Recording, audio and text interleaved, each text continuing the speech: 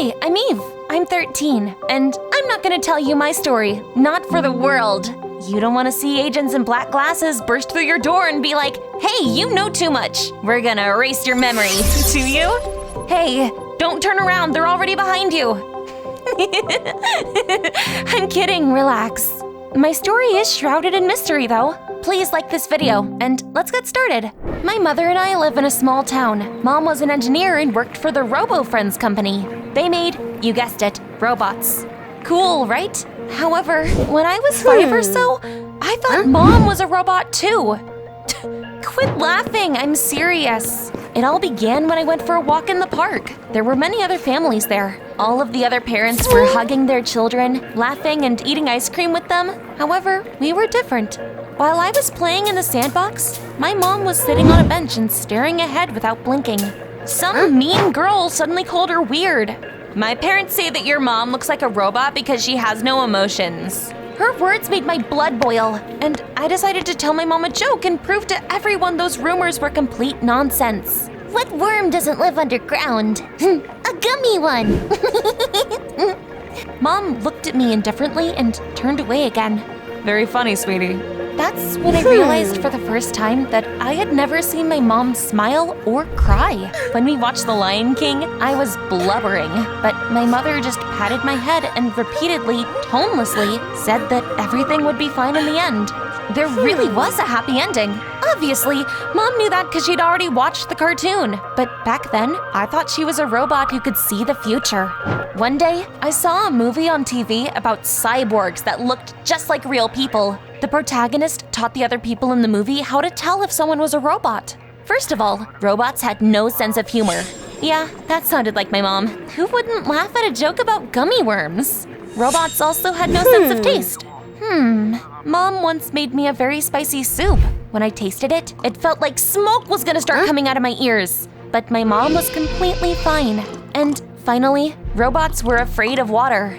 I decided to check. That night, I took a jug, crept into Mom's bedroom, and poured water on her. She immediately woke up and jumped out of the bed scared. Eve, why would you do that? Anyone would have been freaked out, but I thought it meant Mom was afraid of water. Now, I had no doubt that she was a robot. I spent the next day staring at her and poking her to find her off button. Maybe if I booped Mom's nose, she'd fall asleep. Boop. Eve, stop it. What if I poked Mom's eye? Eve? Oh, that was so dumb of me. I'm 13 now, and I realized it was just me imagining things at that time. Unfortunately, my relationship with my mom hadn't changed much since then. I'd always wished she'd hugged me more and talked to me warmly. She rarely showed any emotions and raised me to be the same. The other kids thought I was weird and didn't want to be friends with me because of it. I liked math and exact sciences. All of that made me the biggest weirdo at school. Mr. Calculator was my only friend. Yeah, don't laugh. I was allergic to animal hair, so I couldn't have any pets. But one day, everything changed. I went to a chess club on the weekends. Besides me, only old people from the nursing home came there. That's when I was surprised when I saw a boy my age. He walked around with a ruler and measured everything that caught his eye. I was playing against Mr. Goodman, but the old man fell asleep while he was thinking about his next move. So, I decided to talk to the newcomer. Hi, what are you doing? Oh, this is my friend, Ms. Ruler. I use it to measure everything when I come to a new place. I'm Kevin. I'm weird, I know. You think you're weird? Let me introduce you to my friend, Mr. Calculator. Kevin and I had a lot in common. We loved numbers, chess, and pineapple pizza, so we quickly became friends and started to hang out. One day, we walked out of the cinema and ran into some guys. They were from Kevin's school, and they didn't look friendly. One of them was called Paul, and he seemed to be angry at my friend for something. Hey, I thought I told you to stay out of my sight. I couldn't believe the nerve of that spoiled brat, and I decided to put him in his place. According to probability theory, the chances of two people living in a small city being on the same street at the same time are incredibly high.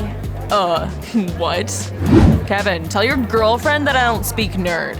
Of course not. You'd need a brain for that. They scowled and left, and Kevin and I gave each other a high five. For the first time ever, I felt like I had found someone who understood me.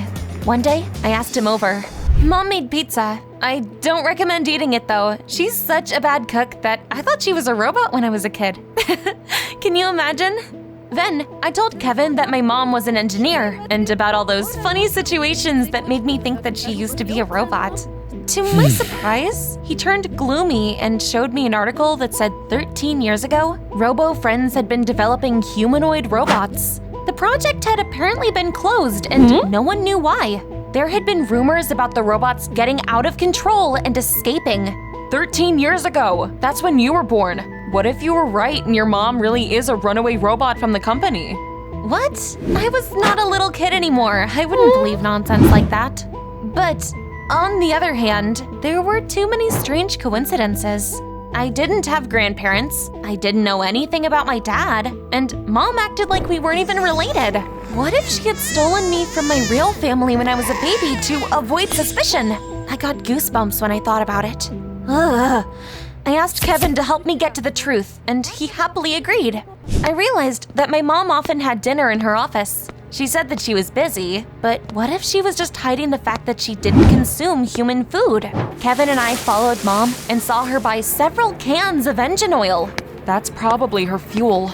I wasn't about to believe my mom was a robot that easily, so we kept watching her. That's how we found out that whenever Mom went for her evening run, she often just sat motionless in the park and stared ahead. One day, I heard a strange noise coming from her office, like static on the radio, and then there were more weird sounds, like there was a bunch of animals in there. I looked into the room and I saw that Mom was alone. She quickly stood in front of the table and told me to leave. Had she made those sounds? Soon, I snuck into Mom's bedroom. I wanted to rummage through her things and see if there was anything suspicious among them, but she suddenly walked into the room and I quickly had to hide in the closet. As I sat there, I accidentally overheard her phone conversation. Eve is growing suspicious. We need to finish the project as soon as possible. Had she figured out that I knew the truth? What project was she talking about? Was Mom planning to take over humanity? Maybe I'd watched too many movies, but I was really scared. I got out of the closet and I went to Kevin. You should make your mom show her true face. But how was I supposed to do that? Mom was so emotionless. If I said that an asteroid was flying towards Earth, she would have probably said emotionlessly, "Okay, honey, don't forget to do your homework." And then Kevin had an idea. You should make her angry. Remember my classmate Paul? His parents have a comic book store. Sneak in there and destroy something. Your mom would definitely react to that. I appreciated Kevin's help, but ruining other people's things was going too far. I refused to do it, and he scowled. You know, Eve, you're suspicious too. You get perfect marks, you have no friends, and you don't like vampire series, unlike the other girls. Maybe you're a robot too. I think I'm gonna stay away from you from now on. What? At first, I thought Kevin was joking, but he frowned and slammed the door in my face. What the heck? Can you believe it? Okay, all I had to do was prove to him that I was human and expose my mom. So I went to Paul's parents' comic book store and started walking between the shelves. He immediately saw me and came over. I remember you. You're Kevin's girlfriend. There's something you should know about him. Before Paul could finish, I knocked a comic book rack to the floor. Paul grabbed his head. His parents came running and shouted that they would call my mom. I smiled because that was exactly what I was trying to achieve. Soon, Mom came to the store, paid for the damaged goods, and took me home. There, she started to shout and scold me. That was the first time in my life I saw her emote. You've always been so good. What happened to you? I just wanted to be sure that you're human. What are you talking about? Of course I'm human. Then prove it. I asked her to tell me about my grandparents and my dad, but Mom got even angrier and forbade me from bringing it up again. Ugh! We fought for so long that my voice got hoarse. I couldn't stand it any longer, and I ran away from home. Besides Kevin, I had no one to talk to, so I came to his place. I couldn't help but burst into tears. I'm glad you wrecked Paul's store. Since you can cry, you're definitely human. I'm sorry I doubted you. Kevin invited me into the kitchen and left to call someone. While I was waiting for him, I suddenly remembered Paul's words. He said I should know something about Kevin. I wondered what he meant by that. Then Kevin walked back into the room with his dad, who was a cop. Here she is, Dad. She's the weirdo I told you about. She thinks her mom is a cyborg. Can Can you imagine? She's so messed up. She also vandalized a store and ran away from home. Can you believe it? I thought he was pranking me at first. Were there hidden cameras filming me? I tried to explain to the cop that his son's imagination was running wild, but he indifferently replied that he would take me to child services so that they could check my mental state and assess how safe it was for me to stay at home. It was nuts! Why had Kevin set me up like that? Things only got worse after that. The child services employees talked to me for a long time, and in the end, they told me that I would have to stay in an orphanage for a while. The worst thing was I didn't have anyone to call. Kevin turned out to be a traitor, and Mom had apparently never loved me at all because her mechanical heart wasn't capable of it. Oh, Mr. Calculator, you're my only friend again. One day, I was feeling particularly sad and lonely, and the teacher in the orphanage, Mrs. Will, came up to me and suggested we play chess. I gladly agreed. As we played, I told my story to the old lady. You remind me of someone.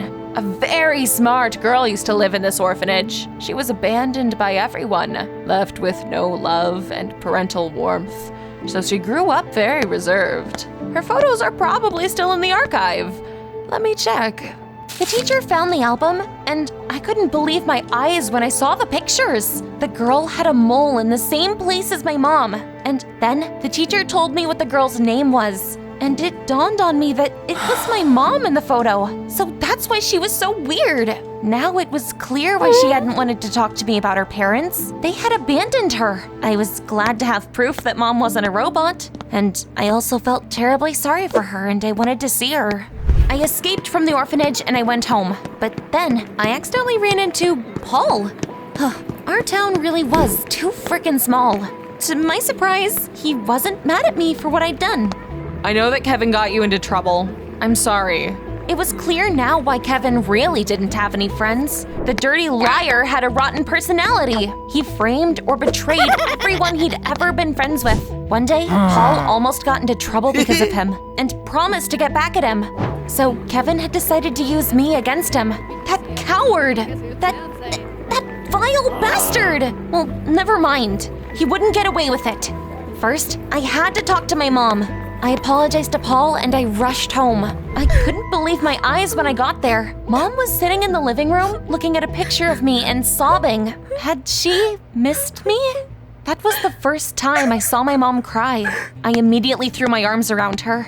Mom, I'm sorry for everything. We talked for a long time. We cried and laughed as we finally cleared everything up. Mom said that she had only bought those cans of oil because they were being sold at a discount. She was always lost in thought when she sat on the bench in the park because that's where she had met Dad, and she liked thinking about that day.